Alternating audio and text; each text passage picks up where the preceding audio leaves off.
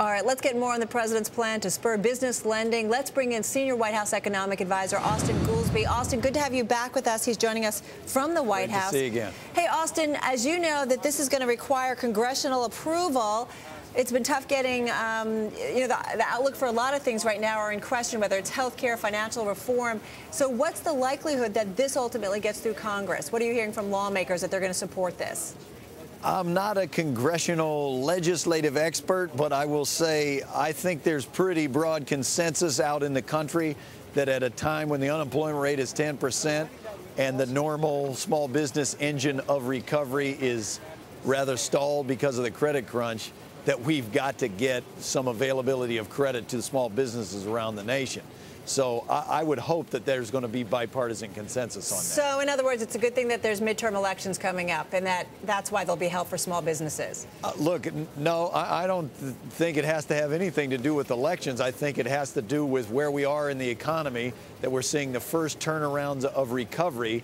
But if we want to get job creation going, we've got to start getting credit to small business because they have significantly lagged the rest of the economy. Help us out, Austan, with looking at the situation for small businesses, because when you look at the consumer, obviously they're in debt up to their eyeballs and beyond, right? 120, 130% debt to income.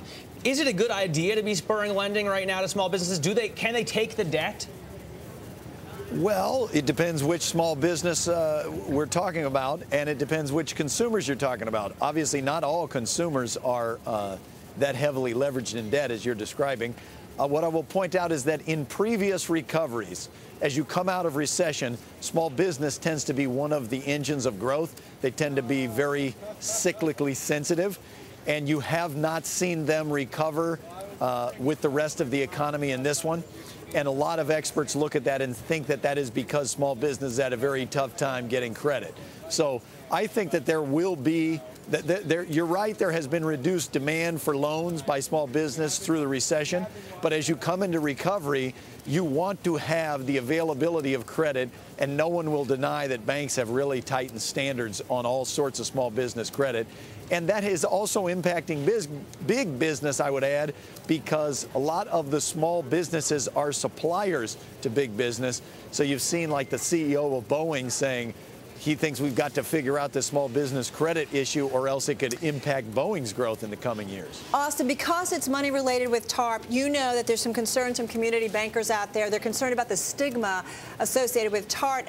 And I think the concerns are that maybe ultimately any bank, any smaller bank that takes on some loans from TARP money could ultimately see some restrictions laid out later on by the administration. What guarantees can you give those small banks that indeed that will not happen? Well, I'm glad you asked about that. The president tried to make clear in his remarks, and we've made clear to all of the community and regional banks when talking about this program, this isn't coming out of TARP.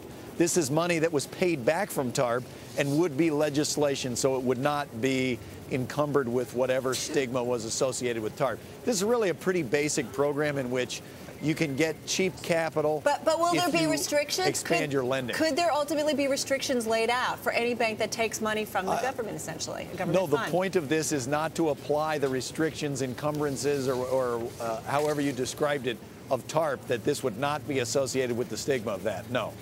All right. Hey, Austan, thanks so much for joining us. Senior White House economic advisor there, Austan Goolsbee.